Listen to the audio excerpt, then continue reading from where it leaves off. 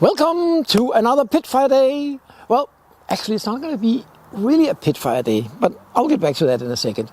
As you may recall, I started experimenting with doing pitfire on already glazed pots. The reason for this is that I want to create the beautiful look of pitfire, but 100% waterproof, which by nature pitfire vases are not. So I did a couple of porcelain vases and I glazed them inside. So now they are 100% waterproof, but also the glaze vitrified. So theoretically, the colors from the pitfire should not attach itself, absorb into the clay, but it did. So in a way, I succeeded with my first test. However, I also failed because I put this in the top of the pit where the heating was apparently too rapid or too brutal, so it cracked. So, of course, I can't use it, but it was still a good test. So now moving on to the second part of my test. I made another couple of vases, and again, these vases are not amazing in any way. The shapes are not good. That's why I use it for this. It's in a porcelain, Audrey Blackman porcelain, and they have been glazed inside, so they are 100% waterproof. What I'm going to try now is to combine this with another technique that I used in the past to color in a sort of a, it's not a pitfire, but we call it flash fire. So let's move on with that.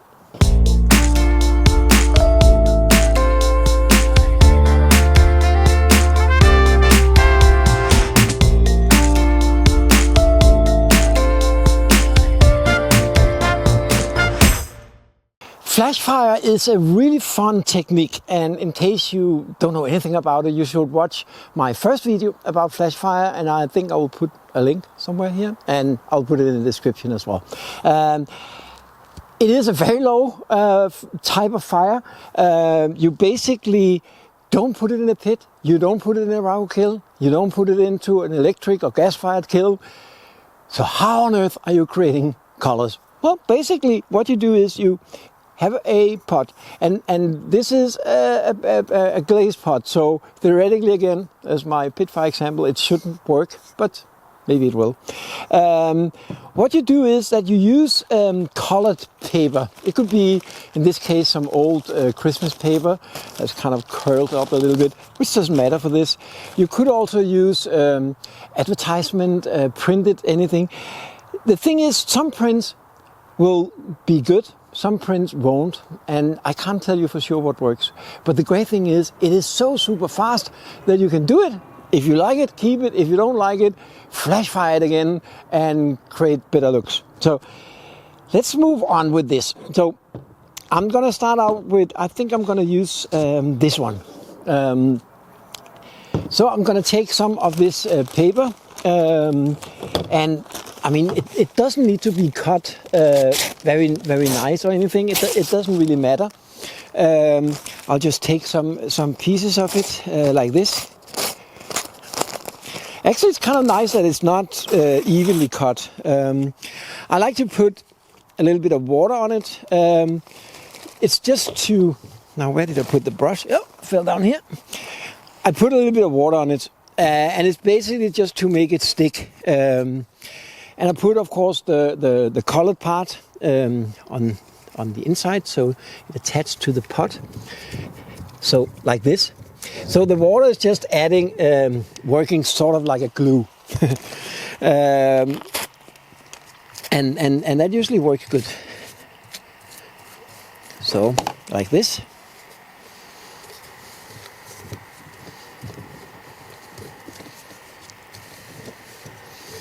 And you can put multiple layers. So let me just do a little more with this this red paper. I used this paper in the past, and that turned out really beautiful. And it's sort of like with glazes. The colors can be quite surprising, and last time when I did this, it actually gave me greenish and yellowish colors. So don't be fooled by the color of your print. I'm not sure why, but it must be because there's some chemicals in the printing paper or something. I don't know. Anyway, last time when I used this, it turned out very nice. So let me try and finish this. you want to cover as much of your pot as possible. So you make this sort of cocoon, yeah, like this. I think I'll put a little bit more on it.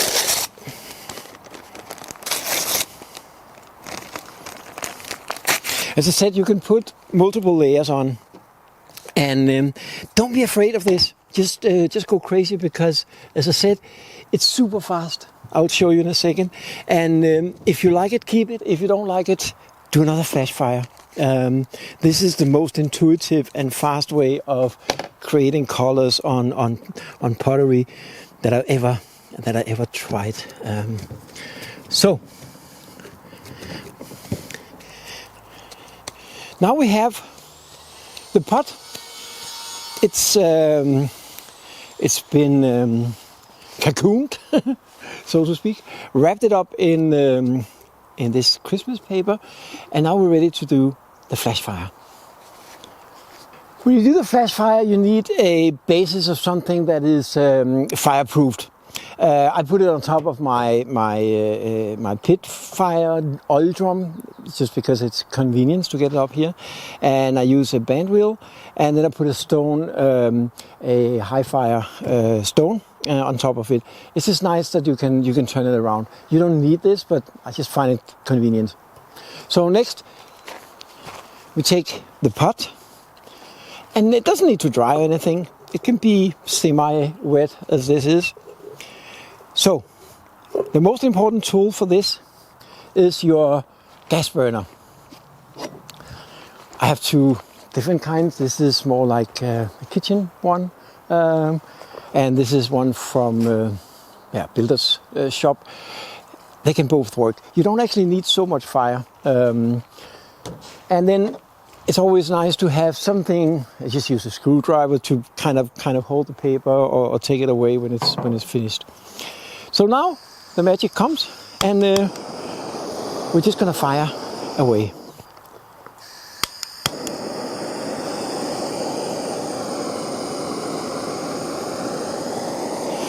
And basically you fire until all the paper have burned away. It only takes a few minutes, as you will see in a few minutes. And I found that it's good idea. That's why I like the bending wheel to turn it around, because if it all burns away on one side, it kind of takes away the paper on the other side. So burning it equally all the way around, I find is best.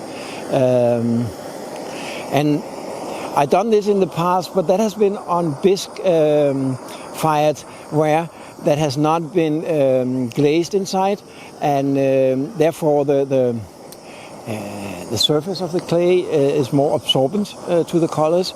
So in this case, I have no idea if the colors will actually stick. It will kind of be surprising and against all the logic of clay if it does. But then again, that's why we test it, to see if the logic holds, if the theories hold. It's not always the case.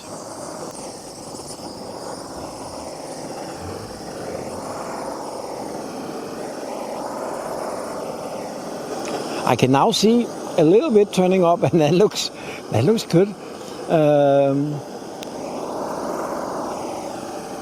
Yeah, I can see some colors. I'm hopeful. I'm optimistic until the last second, and I haven't heard any strange sounds, so at least it's not cracking this time. And see, it's yellowish, which is kind of funny because it is completely red. There's no yellow in the print, but it must be part of the color in agent in some way. And you see, because I made it wet, it kind of sticks. Even though now it's burning away, it still kind of stick to the pot, which is nice.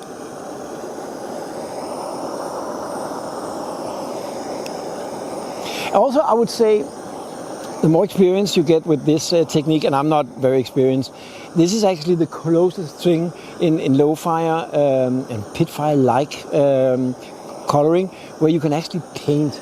Because I would suggest that you buy rolls of decorating paper or wrapping paper, because once you learn how each of those papers color your pots, you can cut out, of course, slices of it and use it to kind of paint or decorate your pot much more specific than what you would usually be able to do in a normal pit fire. So now we're getting close to the end.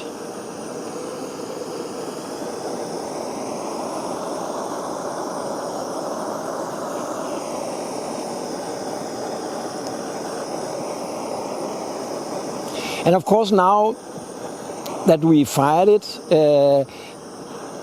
as always, be careful, because the pot is warm, obviously. It will cool pretty fast, because it's not warm all the way through the same way as if we were using a normal kiln. But look at this. This is not bad. This is not bad at all.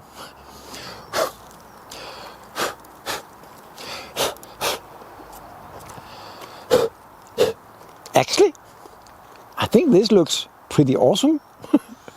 And there's no red in it, which is kind of strange. But you can, and let me just see here. Yeah, there's the same issue here as I was with the pitfire and with when I did the polishing, because it doesn't absorb as well. It is a little bit sticky now because it's still warm. When it cools down, it will attach more solidly to the pot, and at that point you can also polish it or do whatever you want with it. I kind of like how it is here, but I just want to show you one little trick that you can also do. So let me just get back to you in a second. Sawdust. That is a very good thing always. You can use, and I'm not going to use too much, but if you use sawdust down here, sawdust is creating a carbon when it's fired, and that creates a black smoke. And that black smoke will attach to the pot as well, as we learned from many other things we did. Sometimes it's too much, and very often you only need very little. Unlike when you do a pit fire, you can sort of control it here, because you can blow it out and just make sure that wherever you blow this, that it doesn't set fire on anything. But let's try and see how that works. Because what I want to create here is sort of a dark area at the bottom of the pot. It may not work as well as I hope, but sometimes it does.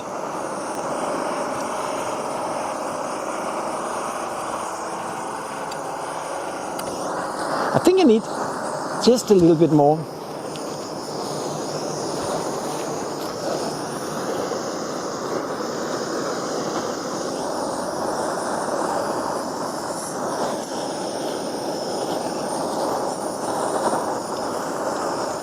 And again, if it's too windy, it can be difficult to do this.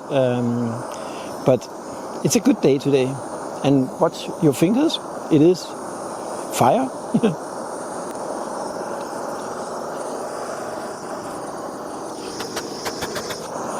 It didn't actually create as much darkness as I would have wanted. Another thing is you could use some newspaper and see how that works. Let's try it and see. And be careful. It is warm. It's not super warm, but it's warm enough to burn your fingers.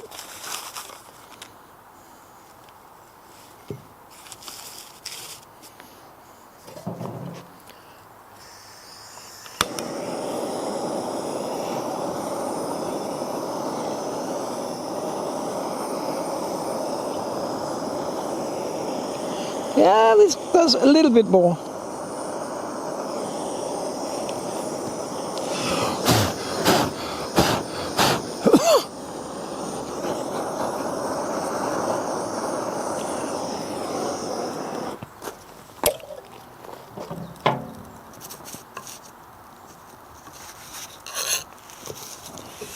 don't think I want any more than this. So.